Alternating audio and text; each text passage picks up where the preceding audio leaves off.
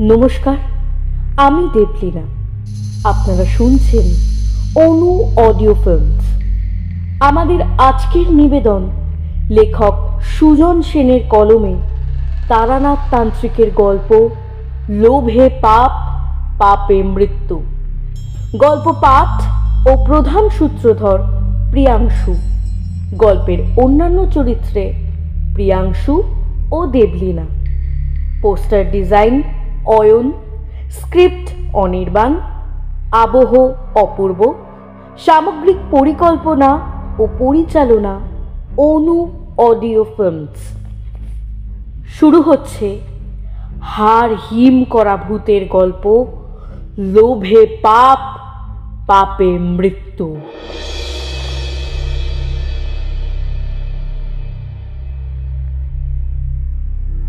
সোনামণির যাত্রার শুরুর পূর্বেই আমি একটি মন্ত্রপুত মাদুলি তার হাতে বেঁধে দিয়েছিলাম, যাতে কোনো অপশক্তি পুনরায় তাকে স্পর্শ করতে না পারে। বেলা গড়ালে যতীন বাবুর বৃদ্ধা মা সোনামণির বিলেত যাত্রার খবর শুনে কাঁদতে শুরু করেন। অন্যদিকে আমি প্রত্যক্ষ করি যতীন বাবুর বাড়ির গৃহের সদর দরজায় উপস্থিত হয়েছে সমবয়সী এক ব্যক্তি ও এক মহিলা। যতীন বাবুর মা তাদের দেখে সদর দরজার দিকে ছুটে গেলেন এবং বলতে শুরু করলেন, বিপিন বাবা, তুই এসেছিস? এদিকে যে আমাদের কি সর্বনাশ হয়ে গেল রে। সোনামণিটাকেও যতীন সেই কোন দূর দেশে পাঠিয়ে দিয়েছে। লোকটি এবার আমার দিকে তাকিয়ে বলল, মা, উনি কে? ওনার নাম তারানাথ তান্ত্রিক। তোর দাদা ওনাকে গতকাল রাতে বাড়িতে নিয়ে এসেছে। উনি গতকাল রাত্রে সেই ভয়ঙ্করীর হাত থেকে সোনামণির প্রাণ রক্ষা করেছেন। উনি সামান্য কোনো মানুষ নন রে, মন্ত্রসিদ্ধ একজন মহাপুরুষ। আমার সম্পর্কে নিজের মায়ের মুখে সবিস্তর বর্ণনা শুনে বিপিন বাবুর মুখে কিরকম যেন একটা গাম্ভীর্য ফুটে উঠল, কিন্তু তিনি সেই গাম্ভীর্য লুকোনোর জন্য মুখে একটা কৃত্রিম হাসি ফুটিয়ে প্রকৃতস্থ হওয়ার চেষ্টা করলেন। আমার তীক্ষ্ণ দৃষ্টি সেটাকে সহজেই ধরে ফেলল। এর মধ্যে যতীন বাবুর বৃদ্ধা মা আবার বলে উঠলেন, বিপিন, তুই কি ওইখানেই দাঁড়িয়ে থাকবি? বৌমাকে নিয়ে তাড়াতাড়ি বাড়িতে প্রবেশ কর দেখিনি। নিজের মায়ের আদেশ পেয়ে বিপিন বাবু এবং তার স্ত্রী গৃহে প্রবেশ করে নিজের মায়ের পায়ে প্রণাম করলেন। আমি সিঁড়ির সামনে দাঁড়িয়েছিলাম। বিপিন বাবু আমার দিকে এগিয়ে এসে আমাকেও নমস্কার করলেন, কিন্তু প্রতি নমস্কারের অপেক্ষা না করেই তিনি সিঁড়ি দিয়ে ঠক ঠক করে দ্রুত গতিতে উঠে গেলেন একতলার ঘরে। ওনার পিছন পিছন ওনার স্ত্রীও উঠে গেলেন। বিপিন বাবুর এইরূপ আচরণে আমি যেন কিছুটা অবাক হলাম। তিনি সম্ভবত নিজের বাড়িতে আমার মতো এক আগন্তুকের উপস্থিতি একদম পছন্দ করেননি। বিপিন বাবুর এই আচরণ ওনার মাও লক্ষ্য করেছিলেন। ফলত তিনি আমাকে সান্ত্বনা দেওয়ার জন্য এগিয়ে এসে বললেন, ঠাকুর মশাই, কিছু মনে করবেন না দয়া করে। বিপিন আগে এরকম ছিল না, কিন্তু বাইরে পড়াশুনো করে আসবার পর থেকে ওর মধ্যে একটা অপ্রয়োজনীয় গাম্ভীর্য ভাব সবসময় অবস্থান করে। আর সেই থেকে ঠাকুর দেবতার প্রতিও ওর অগাধ অবিশ্বাস জন্ম নেয়। আচ্ছা, বিপিন বাবু কোথায় থাকেন? ও কলকাতায় থাকে। উনি কি করেন? কি যেন একটা ব্যবসা করে। ঠিক করে আমাদের কিছু বলেও না। বছরে মাত্র 2বার বাড়িতে আসে, 10-15 দিন থাকে, আবার চলে যায়। দ্বীপ প্রহরে আমি যতীন বাবুর বাগানের এক কোণে বসে সোনামণির কথা ভাবছিলাম। গতকাল যে মেয়েটাকে নিয়ে এই বাগানে একাকী ঘুরেছিলাম, সত্যি মেয়েটার গলার স্বরে এমন একটা মায়া আছে না, যে যে কোনো পাষাণ হৃদয়ের ব্যক্তির মনও তার ডাকে গলে যাবে। এই বাগানের ওই ছোট্ট ফুলগুলোর মতোই এই মেয়েটাও নিষ্পাপ। কিন্তু এই নিষ্পাপ মেয়েটাকে অকালেই হারাতে হলো তার মাকে। আহারে, বিধাতার কি নিয়তি! ঠাকুর মশাই, যতীন বাবুর ডাকে আমার চিন্তার ঘোর কাটল। আমি যতীন বাবুর দিকে তাকিয়ে বললাম, হ্যাঁ যতীন বাবু, বলুন। ঠাকুর মশাই, মেয়েটাকে পাঠিয়ে আমি কিছুতেই শান্তিতে থাকতে পারছি না। ওর চিন্তা এখন থেকেই আমাকে কুড়ে কুড়ে খেতে শুরু করেছে। আহা যতীন বাবু, আপনি এভাবে ভেঙে পড়লে কি করে চলবে? আপনাকে শক্ত হতে হবে।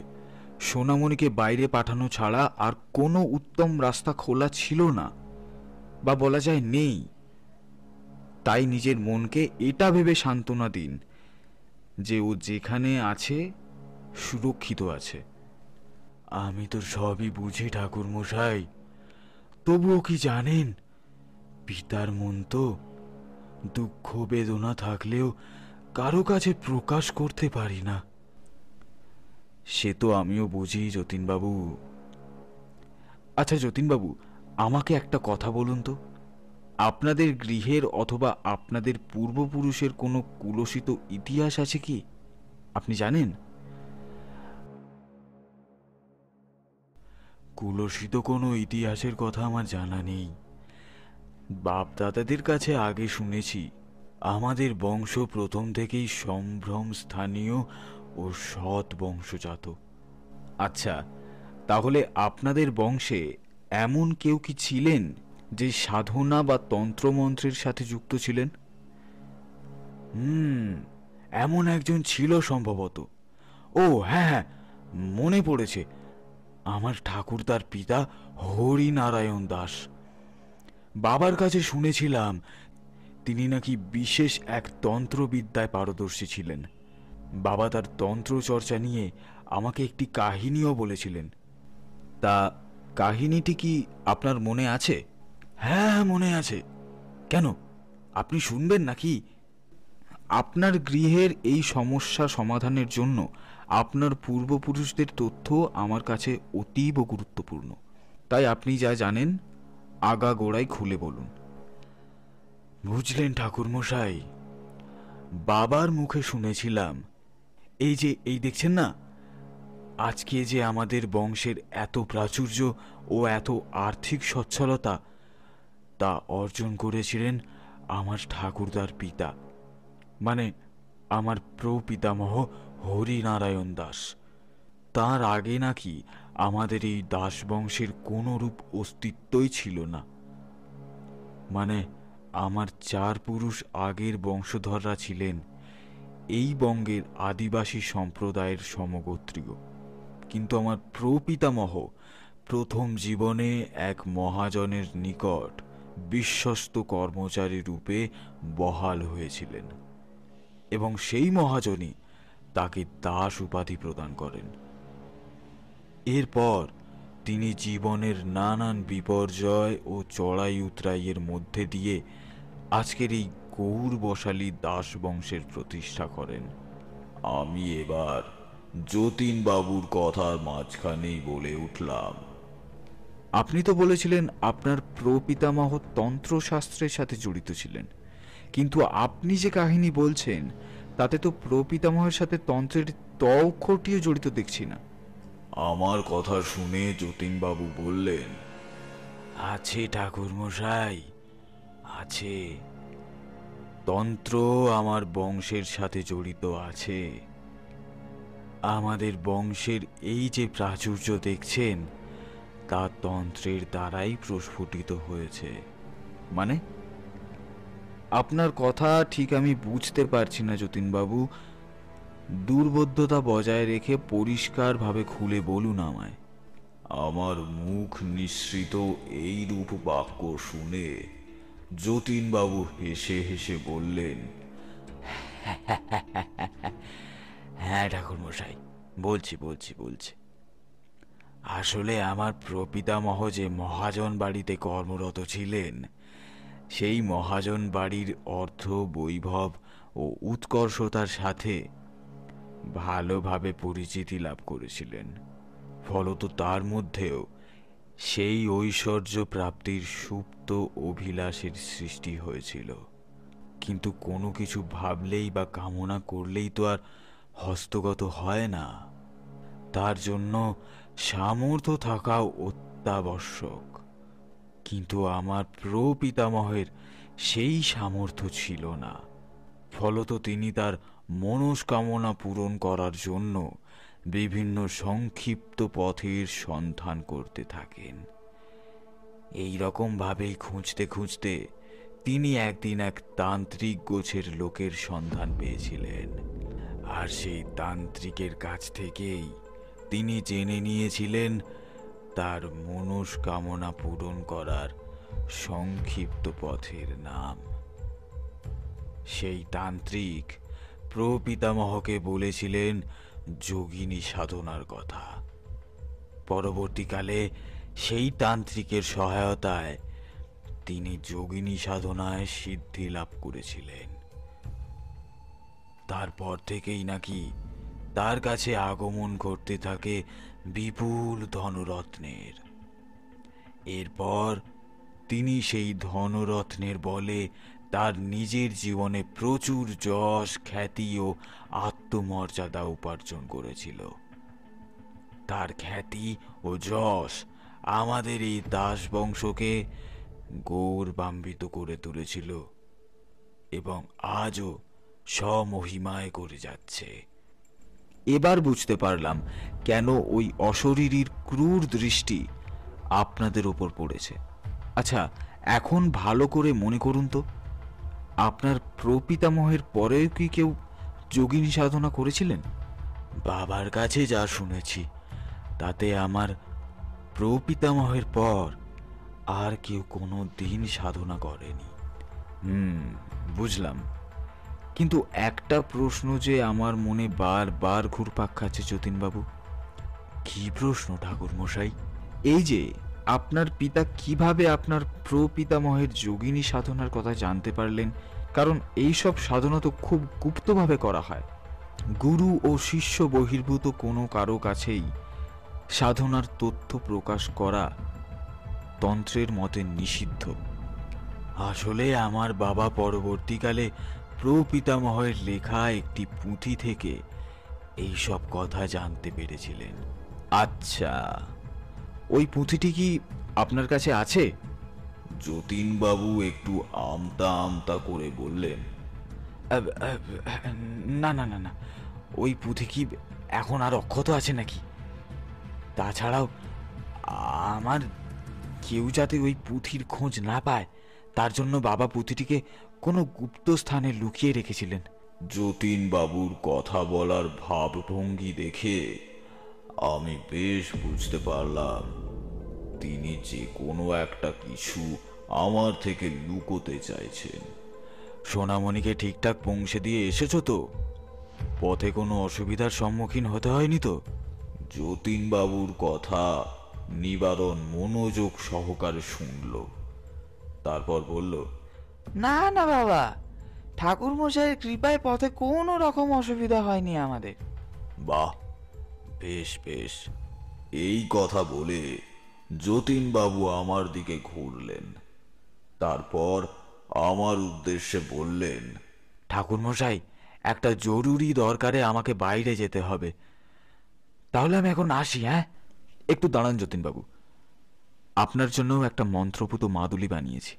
এটি নিজের সাথে ধারণ করে তারপর বাড়ির বাইরে পা রাখবেন, না হলে কিন্তু আপনারও বিপদ হতে পারে। এই কথা বলে আমি যতীনবাবুর দিকে একটি মন্ত্রপুত মাদুলি এগিয়ে দিলাম। যতীনবাবু সেটি নিজের ডান বাহুতে ধারণ করলেন। তারপর আমাকে নমস্কার করে বাড়ি থেকে বেরিয়ে গেলেন। যতীনবাবু বাড়ির বাইরে বেরিয়ে যেতেই নিবারণ আমাকে জিজ্ঞেস করলো, ঠাকুর মশাই, আমাদের গৃহের এই আসন্ন বিপদের হাত থেকে নিস্তারের কোনো স্থায়ী পথ কি আপনি খুঁজে পেয়েছেন? নিবারণের প্রশ্ন শুনে আমি সামান্য হেসে ওর দিকে তাকালাম। তারপর বললাম, নিবারণ, তোমাদের এই বিপদকে তোমরাই আমন্ত্রণ করে ডেকে এনেছো। এর থেকে মুক্তি পাওয়ার পথ শুধু তোমাদের হাতেই রয়েছে। মানে আপনি কি বলতে চাইছেন ঠাকুর মশাই? আপনার কোনো কথার অর্থই তো আমি বুঝতে পারছি না। এটাই স্বাভাবিক। কোনো সাধারণ মানুষের পক্ষে তন্ত্রকে বুঝে ওঠা প্রায় অসম্ভব। তাই তুমি এসব নিয়ে আর চিন্তা করো না। শুধু একটা কথাই জেনে রাখো, এই সমস্যা থেকে তোমার পরিবার শীঘ্রই মুক্তি পাবে। তবে তার প্রভাব ভালো হতে পারে, আবার খারাপও হতে পারে। মানে খুবই জটিল, বুঝলে? ও তুমি বুঝবে না। না না ঠাকুর মশাই, আপনি বলুন, আমি ঠিক বুঝতে পারবো।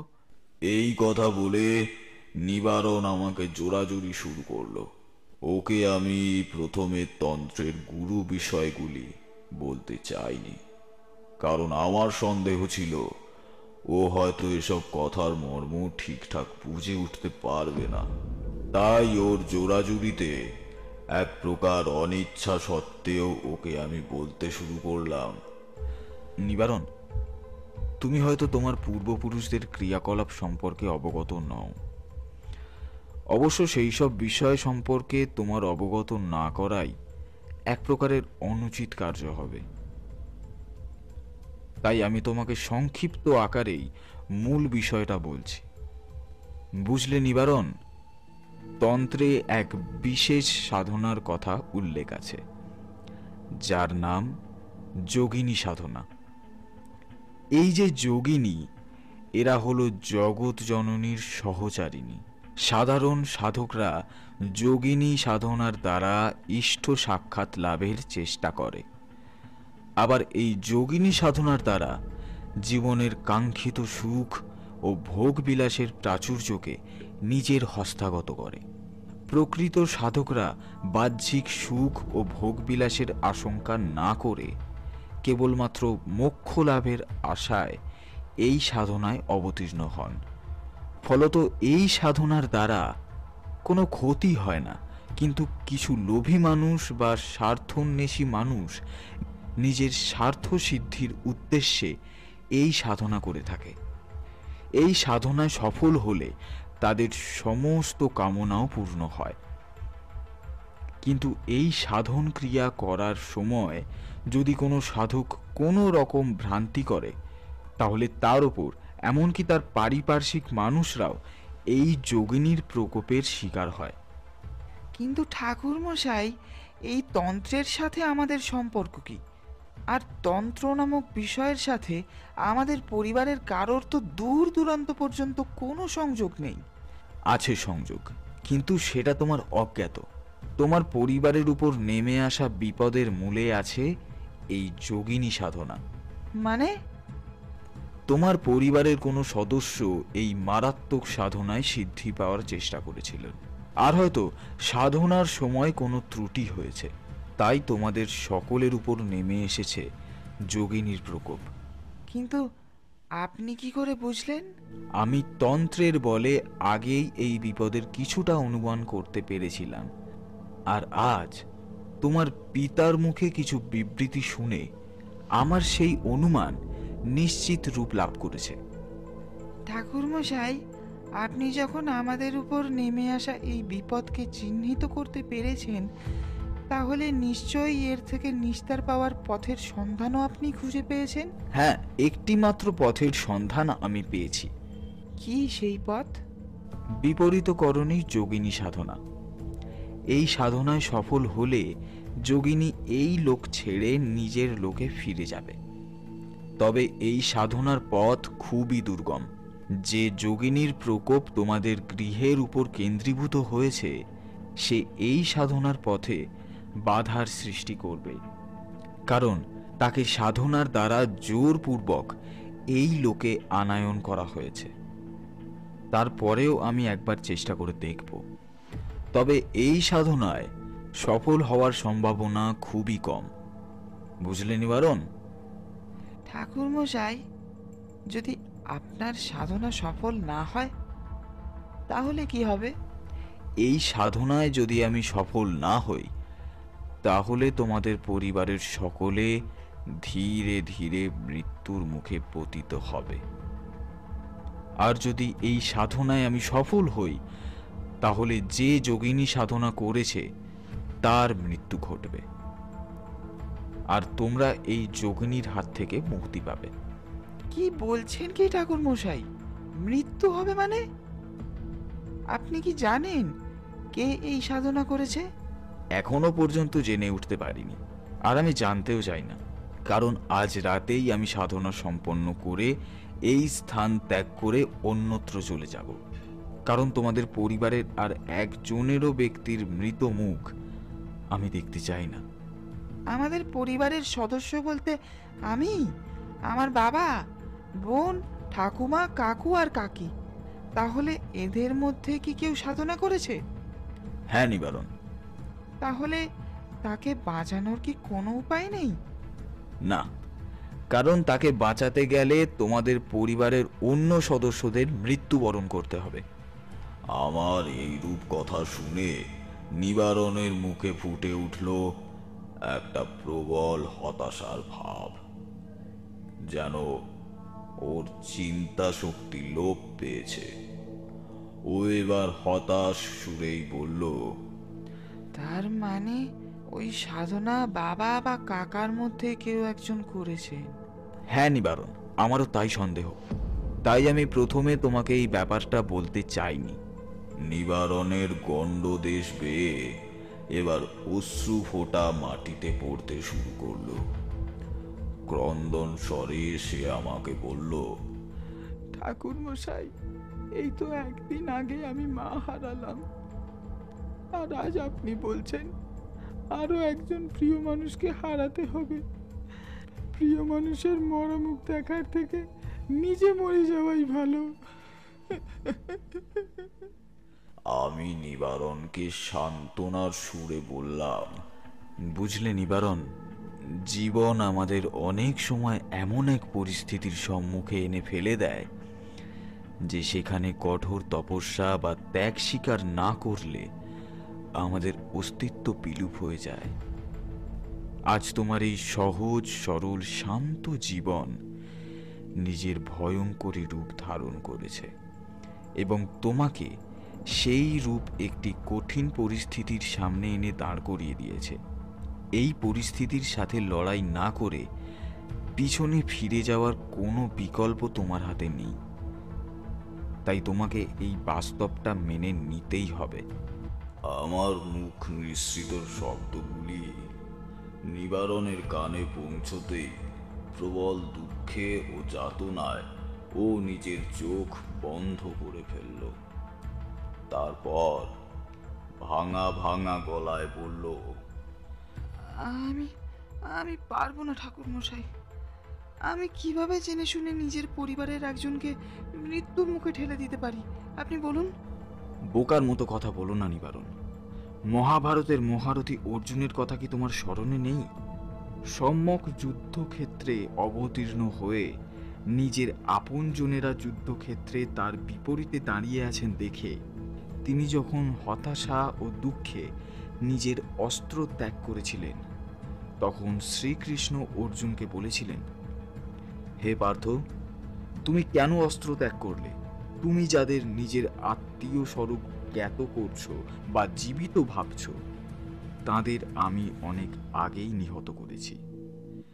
তুমি তো নিমিত্ত মাত্র।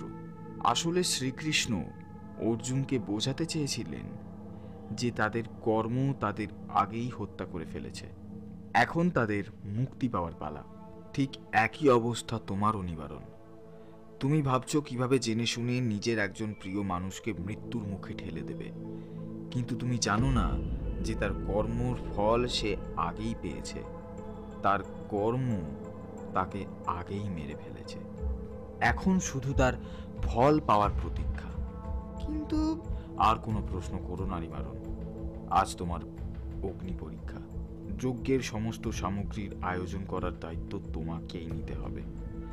আর শোনো, তোমার পরিবার তো দূরের কথা, কাকপক্ষীটিও যেন টের না পায় এই যজ্ঞের কথা। তুমি ছাড়া অন্য কেউ জানলে কিন্তু বড় বিপদ ঘটতে পারে।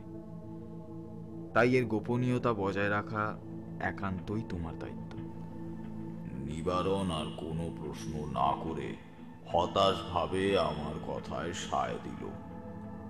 এরপর আমি ওকে যজ্ঞের প্রয়োজনীয় সামগ্রীর কথা বলে দিলাম এবং বিকেলের মধ্যেই সেই সব সামগ্রী জোগাড় করে নিয়ে আসার আদেশ দিলাম।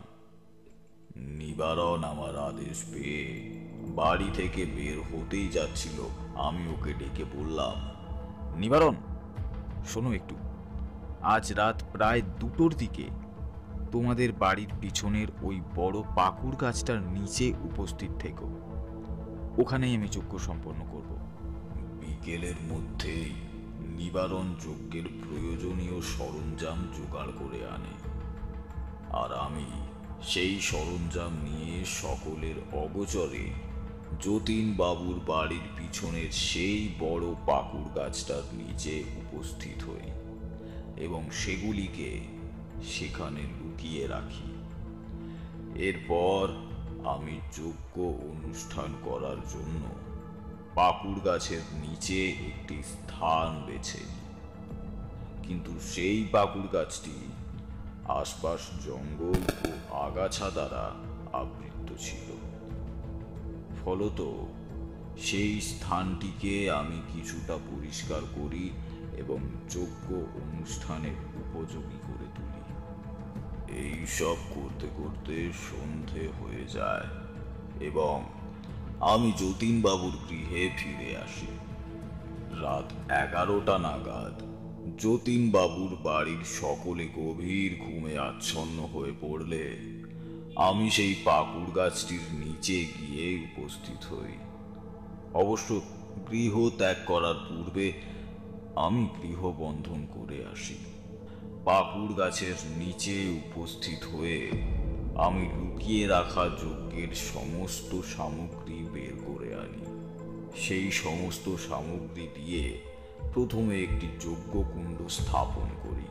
তারপর সেই যজ্ঞকুণ্ডের চারিধারে ঘি ও তেল মিশ্রিত 4টে প্রদীপ স্থাপন করি। যজ্ঞের নিয়মানুসারে যজ্ঞকুণ্ডের চারিধারে একটি লাল রক্তের বৃত্ত অঙ্কন করি। তারপর কুণ্ডের চারিধারে 4টি কলা গাছ রোপণ করি। যজ্ঞকুণ্ড প্রস্তুত হওয়ার পর সেই কুণ্ডটিকে আম কাঠ দ্বারা পরিপূর্ণ করি।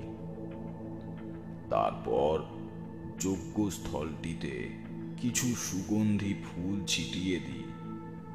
এই সব করতে করতেই রাত 1টা বেজে যায়, আর আমার আদেশ অনুযায়ী নিবারণ এসে উপস্থিত হয় সেই যজ্ঞস্থলে। নিবারণকে সময় মতো যজ্ঞস্থলে উপস্থিত হতে দেখে আমি খুশি হই এবং দ্রুত ওর গাত্রবন্ধন করে দিই। অবশ্য আমার কাছে অন্য কোনো উপায় থাকলে আমি নিবারণকে যজ্ঞস্থলে ডাকতাম না, কিন্তু আমি নিরুপায় ছিলাম। কারণ যোগিনী সাধনা বা বিপদকরণী যোগিনী সাধনা করার সময় সাধককে অনেক বিপদের সম্মুখীন হতে হয়। যেহেতু এই সাধনা অনুষ্ঠান করার সময় সাধককে নিজের সমস্ত অর্জিত সাধনা শক্তি ত্যাগ করে একজন নগণ্য মানুষ হিসাবে অবতীর্ণ হতে হয়, ফলত সাধকের উপর নানান বিপদ ঘনিয়ে আসে। যোগিনী সহ অন্যান্য নেতিবাচক শক্তির দ্বারা আক্রান্ত হওয়ার সম্ভাবনা অনেকটাই বেশি থাকে। ফলত সাধকেরা নিজেদের গুরু ভাই বা শিষ্যদের নিরাপত্তার মধ্যেই এই শক্তি সাধনা সম্পন্ন করে থাকেন। কিন্তু সেই রূপ কোনো গুরু ভাই বা শিষ্য না থাকার কারণে অনিচ্ছা সত্ত্বেও নিবারণকে আমায় ডাকতে হয়েছিল। কারণ এই সাধনার মাঝপথে যদি কোনো রকম ব্যাঘাত ঘটে তাহলে আমার মৃত্যু নিশ্চিত। আর পাশাপাশি নিবারণের পুরো পরিবারও যোগিনীর সহজ শিকারে পরিণত হবে। নিবারণ যজ্ঞ স্থলের পাশে নীরব হয়ে দাঁড়িয়ে আছে। আমি ওকে উদ্দেশ্য করে বললাম, নিবারণ, আমি এবার যজ্ঞ শুরু করব।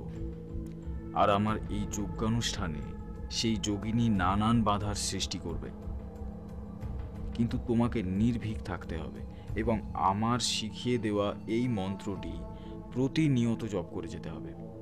এই কথা বলে আমি ওর কানের কাছে গিয়ে ধীরে ধীরে সেই মন্ত্রটি বলে দিলাম। আমার কাছে সম্পূর্ণ মন্ত্রটি ও এবার আমাকে বলল। আমার কাছে সম্পূর্ণ মন্ত্রটি শুনে ও এবার আমাকে বলল, ঠাকুরমশাই, যদি আমার সামনে ভয়ার্থ কিছু দৃশ্য সংঘটিত হয় তাহলে আমি কি করব? নিবারণের এই প্রশ্ন শুনে আমি ওকে বললাম, নিবারণ, আজকের রাতটা তোমার জীবনের সব থেকে ভয়ানক রাত হবে ঠিকই, কিন্তু তুমি যদি ভয়ার্ত হয়ে ওঠো তাহলে শুধু তুমি নও, তোমার পরিবারেরও জীবনহানি ঘটবে। ফলত তোমাকে নির্ভীক থাকতেই হবে। আর যোগিনী তোমাকে যতই ভয় দেখাক না কেন, সে তোমার একটি চুলও নড়াতে পারবে না, কারণ আমি তোমার গাত্র বন্ধন করে দিয়েছি। সে শুধু তোমাকে ছলনার দ্বারা ভীত করার চেষ্টা করবে। তোমার সামনে সংঘটিত সমস্ত দৃশ্যই হবে সেই যোগিনীর মায়াজাল, যাতে তুমি সেই মায়াজালে বিভ্রান্ত হয়ে মন্ত্র উচ্চারণ বন্ধ করো আর সেই যোগিনী আমার সাধনাতে ব্যাঘাত ঘটাতে পারে।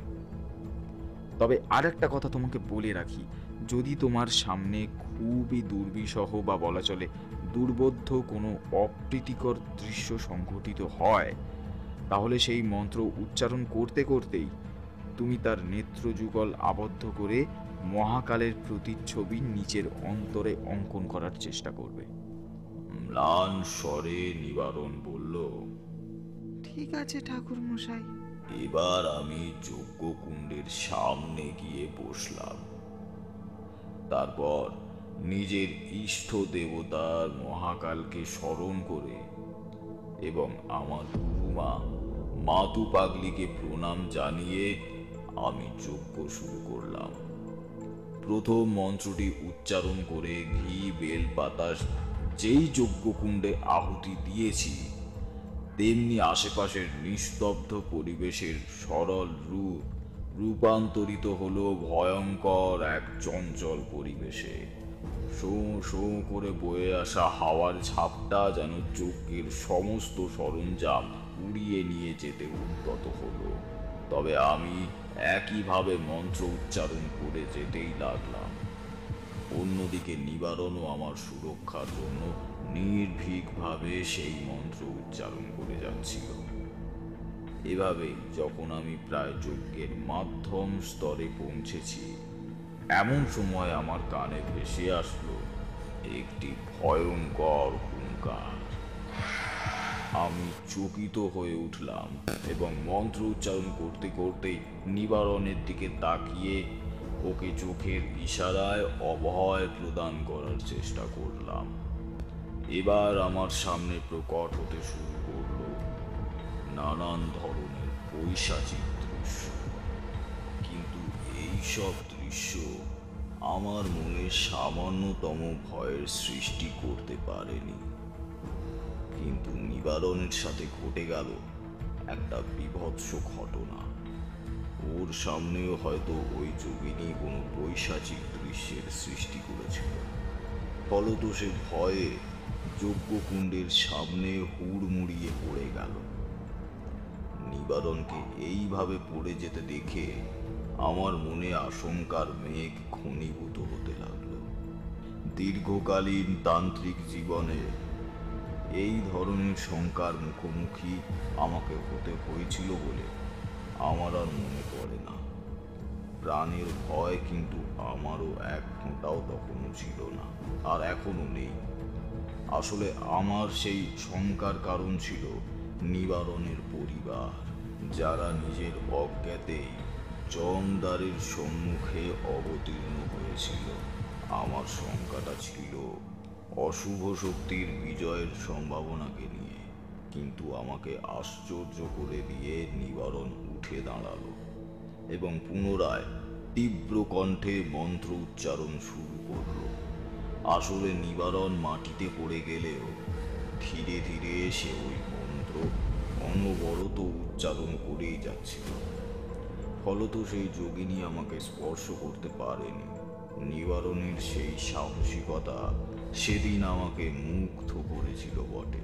পরিস্থিতি যখন প্রতিকূল হয়ে ওঠে, তখন নিবারণের মতো ভীতু যুবকেরাও নির্ভীক হয়ে ওঠে। তাদের মধ্যে জেগে ওঠে কর্তব্য পরায়ণতা বোধের একটি ব্যক্তিত্ব। আমি কিন্তু যজ্ঞানুষ্ঠান অবিরত রেখে সেই সব দৃশ্য প্রত্যক্ষ করছিলাম, আর আমার মনে এই সব ভাবনার উদয়ও হচ্ছিল। নিবারণকে অক্ষত দেখে আমি এবার দ্বিগুণ উৎসাহ ও উদ্যমের সাথে যজ্ঞানুষ্ঠান করতে শুরু করলাম। আমার তখন একটাই লক্ষ্য, যে করেই হোক এই যজ্ঞ সম্পন্ন করতেই হবে। নিবারণের পরিবারকে ওই যোগিনীর হাত থেকে যে করেই হোক রক্ষা করতেই হবে। আমাদের কর্মানুষ্ঠানে ব্যাঘাত ঘটানোর সকল চেষ্টা ব্যর্থ হলে যোগিনী এবার নিজে ভূপতিত হলো। যোগিনী প্রকট হওয়ার সাথে সাথে বিনা মেঘে আকাশ গর্জন করে উঠল। পূর্ণিমার সাদা চাঁদ লাল বর্ণ ধারণ করল। আশেপাশে বাতাস হয়ে উঠল ভারী এবং কুগন্ধি। প্রকৃতিকে যেন যোগিনী নিজের হস্তগত করে নিয়েছে, আর প্রকৃতির আলোকে নিজের ক্ষুব্ধতা আমাদের সম্মুখে প্রকাশ করছে। যোগিনীর কোনরূপ গাঠনিক বর্ণনা আমি তোমাদের বলতে পারবো না, কারণ যোগিনীর কোনরূপ দেহ কাঠামোই ছিল না। একগুচ্ছ কালো ধোঁয়া মানব মূর্তি ধারণ করার চেষ্টা করলে যে দৃশ্যের সৃষ্টি হয়, যোগিনীর দৈহিক রূপ ছিল সেই রকম। আসলে যোগিনীর নিজস্ব রূপ আছে, কিন্তু তার ইচ্ছা বিরূপ আমরা সেই রূপ দেখতে পাই না। নিজের ছায়া শরীর নিয়ে যোগিনী আমাদের দিকে এগিয়ে এলো। সে উপস্থিত হলো ঠিক আমাদের যজ্ঞকুণ্ড থেকে 3 হাত দূরে, আমার টানা লাল বৃত্তের বাইরে। সে প্রথমে নিবারণের সাথে ছলনা করার চেষ্টা করল, কারণ নিবারণকে যদি সে একবার মায়ার জালে জড়িয়ে মন্ত্র উচ্চারণ থেকে বিরত করতে পারে, তাহলেই আমার হাতে অঙ্কিত বৃত্তের রক্ষা কবচ ভেঙে যাবে এবং সে সহজেই লাল দ্বারা অঙ্কিত বৃত্তের ভিতরে প্রবেশ করতে পারবে এবং আমাকে হত্যা করতে পারবে। ফলত রক্ষা কবচের বাইরে থেকে সে রক্ষা কবচের ভিতরে থাকা মন্ত্র উচ্চারণরত নিবারণের উদ্দেশ্যে বলল, নিবারণ, তুমি মন্ত্র উচ্চারণ বন্ধ করো এবং আমার সাথে চলো। তাহলে আমি গোটা বিশ্ব ব্রহ্মাণ্ডের সমস্ত ঐশ্বর্য, সমস্ত বৈভব, এমনই সমস্ত ধনরত্ন তোমার পদাগত করব। এইভাবেই আরো নানান কথার ছলে যোগিনী নিবারণকে লক্ষ্যভ্রষ্ট করার চেষ্টা করে, কিন্তু নিবারণ নিজের লক্ষ্যে অবিচল থাকে। ফলত যোগিনী এবার মানুষের সর্বোৎকৃষ্ট রিপু কামনার জালে নিবারণকে জড়ানোর চেষ্টা করে। যোগিনী নিজের প্রকৃত রূপকে নিবারণের সামনে প্রকট করে। যোগিনীর রূপ ছিল স্বর্গের অপ্সরার মতো। যোগিনীর সেই রূপের ছটায় যেন চারিদিক সাদৃশ্য হয়ে উঠল। যোগিনী এবার নিজের সেই কামাতুর রূপের দ্বারা নিবারণকে আকৃষ্ট করার প্রয়াস করে, কিন্তু সেই মুহূর্তে নিবারণের কাছে নিজের জীবন ও পরিবারের জীবন ছাড়া সংসারের সমস্ত ঐশ্বর্য কামনার মূল্য ছিল শূন্য। ফলত নিবারণ নিজের চক্ষু যুগল বন্ধ করে মহাকালের স্মরণ করতে থাকে এবং সেই মন্ত্র উচ্চারণে অবিচল থাকে। ফলে যোগিনীর সমস্ত মায়ার বাঁধন ভেঙে যায়। যোগিনী এবার আমার দিকে অগ্রসর হয়। ফলত আমি আরো দ্রুত যজ্ঞ অনুষ্ঠান শুরু করি। যোগিনী কোমল কণ্ঠে বলে ওঠে, তান্ত্রিক, তান্ত্রিক, তুই এই যজ্ঞ বন্ধ কর। আমি তোকে জগতের সর্বশক্তিমান করে তুলব। জগতের এমন কোনো সাধনা থাকবে না যেটা তুই সিদ্ধি লাভ করবি না। তাই আমার কথা শোন, এই যজ্ঞ বন্ধ কর। আমি কিন্তু এক মনে যজ্ঞ করে যাচ্ছি, কারণ যজ্ঞের শেষ মুহূর্ত উপনীত হয়েছে। দ্রুত যজ্ঞ সমাপ্ত করার জন্য যেই শেষ বেল পাতাটি যজ্ঞের আগুনে আহুতি দিতে যাব, এমন সময় সেই যোগিনী তীব্র আক্রোশে হুঙ্কার দিয়ে বলে উঠল, তান্ত্রিক, ওই পাতা আগুনে দিবি না, না হলে আমি তোকে ধ্বংস করে দেব। তোর প্রিয় পান পাখি কেড়ে নেব। আমি সেই যোগিনীর হুঙ্কারকে উপেক্ষা করে স্বল্প হাস্য মুখে বেল পাতাটি আগুনে আহুতি দিয়ে দিলাম। ফলত যজ্ঞ সম্পন্ন হয়, আর ওই যোগিনী কান ফাটানো এক তীব্র চিৎকার করে অদৃশ্য হয়ে যায়। মহাকালকে করজোড়ে প্রণাম করে আমি আমার যজ্ঞের সমাপ্তি ঘোষণা করি। অন্যদিকে নিবারণ তখনও এক মনে মন্ত্র উচ্চারণ করে যাচ্ছিল। আমি এবার ওকে উদ্দেশ্য করে বলি, নিবারণ, আমার যজ্ঞ সম্পন্ন হয়েছে। তুমি মহাকালকে প্রণাম জানিয়ে মন্ত্র উচ্চারণ বন্ধ করো। আমার আদেশ পেয়ে নিবারণ করজোড়ে মহাকালকে প্রণাম জানিয়ে মন্ত্র উচ্চারণ বন্ধ করে আমাকে বলল, ঠাকুর মশাই, তাহলে আমার পরিবার এখন বিপদমুক্ত তো? হ্যাঁ নিবারণ, কিন্তু আরও একটি দুর্যোগের সম্মুখীন হতে হবে তোমাকে এবং তোমার পরিবারকে। তাই নিজের মনকে স্থির রাখো এবং শক্ত রাখো। ঠাকুর মশাই, চলে আসুন তাহলে। না নিবারণ, আমি তো তোমাকে আগেই বলেছি আমার কার্যসিদ্ধি হলে আমি এক মুহূর্তও আর এখানে থাকবো না। তাই তুমি আমাকে মিছে অনুরোধ করো না। তুমি গৃহে ফিরে যাও, আর যাবার সময় পিছন ফিরে তাকাবে না।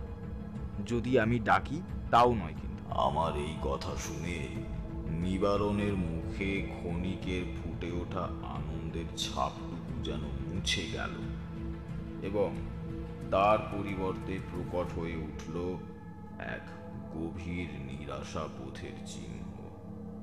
ফলত নিবারণ ম্লান স্বরে উত্তর দিল, ঠিক আছে ঠাকুর মশাই।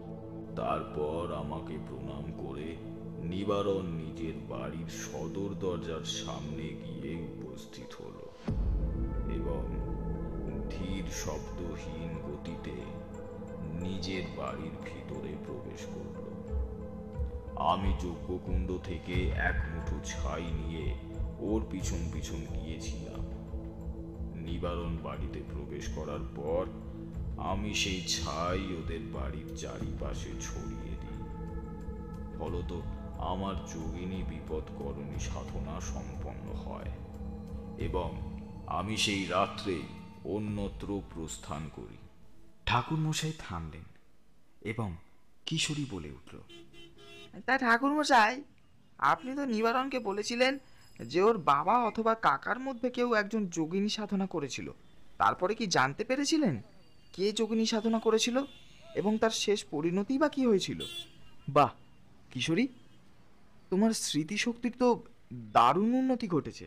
গল্পের মাঝে আমার মনে হয় এই প্রশ্নটা একবার জেগেছিল, কিন্তু ঠাকুরমশাইয়ের গল্প শুনতে শুনতে আমি এই প্রশ্নটা করার কথাই ভুলে গিয়েছিলাম। হ্যাঁ ঠাকুরমশাই, কিশোরীর প্রশ্নটার উত্তর আমারও জানার খুব ইচ্ছে, তাই দয়া করে উত্তরটি দিয়ে আমাদের মনের উৎসুকতাকে দূর করুন। হ্যাঁ হ্যাঁ, দেব দেব, সব প্রশ্নের উত্তর আমিই দেব। আগে এক ছিলিম তামাক খেয়ে নি। এই কথা বলে ঠাকুরমশাই বৈঠকখানার ঘরে আমাদের বসিয়ে রেখে অন্য একটি ঘরে চলে গেলেন। কিশোরী বলল, আজকে ঠাকুরমশাই যে বিষয়টি নিয়ে গল্প শুরু করেছিলেন সেই বিষয়ের অবতারণা তো সম্পূর্ণ কোনো স্থানেও উল্লেখ করলেন না, বা বলা চলে বিষয়টির সাথে তেমন কোনো মিল খুঁজে পেলাম না। কোন বিষয়ের কথা বলছো কিশোরী? আরে লোভের ব্যাপারটা। তুমি আর আমি ঘরে প্রবেশ করতেই তিনি লোভের প্রসঙ্গটা নিয়ে গল্প শুরু করলেন, তাই না? ও আচ্ছা আচ্ছা, বুঝতে পেরেছি। তা এতে এত উতলা হয় না কিশোরী। তুমি তো জানোই ঠাকুরমশাই গল্পগুলিকে সাজিয়ে গুছিয়ে বলতে ভালোবাসেন। তাড়াহুড়ো জিনিসটা তিনি একদম পছন্দ করেন না। এতদিন থেকে ঠাকুরমশাইয়ের কাছে গল্প শুনছো, তবু এটা বুঝতে পারলে না? গল্প শেষে ঠিকই সব কিছু বুঝতে পারবে। এখন একটু থামো তো, ঠাকুরমশাই আসছেন। ঠাকুরমশাই মৃদু হেসে ঘরের ভিতরে প্রবেশ করলেন। তারপর যথাস্থানে আসন গ্রহণ করে বলতে শুরু করলেন, তোমাদের তো আগেই বলেছি, সেদিন রাত্রেই আমি নিবারণদের বাড়ি ছেড়ে অন্যত্র চলে যাই। তার পরের দিন নিবারণদের বাড়িতে যে কি ঘটেছিল তা এতদিন পর্যন্ত আমার জানা ছিল না। জানতে পারি 3 দিন আগে। কিশোরী ঠাকুরমশাইয়ের কথার মাঝখানেই বলে উঠল, তা কিভাবে জানলেন ঠাকুরমশাই? আপনার অলৌকিক ক্ষমতার বলে? ঠাকুরমশাই অল্প হেসেই বললেন, না না না না, তুমি যেমন আমার কাছে ঘটনা শুনছো ঠিক সেইভাবে 3 দিন আগে, মানে বৃহস্পতিবারের দিন বিকেলে, আমি এই ঘরে বসে আরাম করে হুঁকো টানছিলাম। এমন সময় সদর দরজায় 2-3 বার টোকা পাওয়ার আওয়াজ শুনে আমি গিয়ে সদর দরজা খুলে দিই। দরজা খুলে দেখি একজন প্রাপ্তবয়স্ক ব্যক্তি ও যুবতী দাঁড়িয়ে আছে। স্বভাবতই আমি প্রশ্ন করি, আপনারা কারা? কিছু দরকার আছে কি? সেই ব্যক্তি আমার প্রশ্ন শুনে মৃদু হেসে আমাকে জিজ্ঞেস করলেন, ঠাকুরমশাই, আমায় চিনতে পারেননি? আমি নিবারণ, আমার বোন সোনামণি। নিবারণের কথা শোনার সাথে সাথেই আমার মনে পড়ে যায় 20 বছর আগের ঘটনা। আমি তৎক্ষণাৎ ওদের চিনতে পারি। আসলে তোমাদের তো প্রায় 20 বছর আগে দেখেছি, তাই প্রথমটা চিনতে পারিনি। আমার দেখা সেই কিশোর নিবারণ আর ছোট্ট সোনামণির চেহারার তো অনেক পরিবর্তন হয়েছে দেখছি। এখন ঠিক চিনতে পেরেছি। এসো এসো এসো এসো, ভেতরে এসো। ওদের আমি বৈঠকখানার ঘরে এনে বসাই। সোনামণি বলে, ঠাকুর মশাই, আপনি ভালো আছেন তো? হ্যাঁ হ্যাঁ, মহাকালের কৃপায় এখন বেশ ভালোই আছি। তোমাদের পরিবারের সকলে ভালো আছেন তো? নিবারণ ভারী গলায় বলল, বাড়িতে কেউ বেঁচে নেই ঠাকুরমশাই। ভালো থাকবে কি করে? মানে? আসলে ঠাকুরমশাই, আপনি যেদিন চলে গিয়েছিলেন তার পরের দিনই আমার জীবনে বিপর্যয়ের বন্যা শুরু হয়ে যায়। সেদিনই আমার পিতার মৃতদেহ আমি ওনার শয়নকক্ষ থেকে উদ্ধার করি। আর তার পরের কিছুদিনের মাথাতেই আমার পিতার মৃত্যু শোকে শোকাহত হয়ে আমার ঠাকুমাও ইহলোক ত্যাগ করেন। ফলত আমি একা হয়ে পড়ি।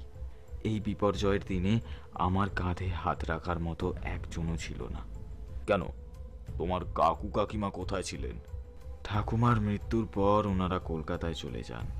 আচ্ছা, তবে তোমার পিতাই যোগিনী সাধনা করেছিলেন, তাই তো? হ্যাঁ ঠাকুরমশাই, আমার পিতাই যোগিনী সাধনা করেছিলেন।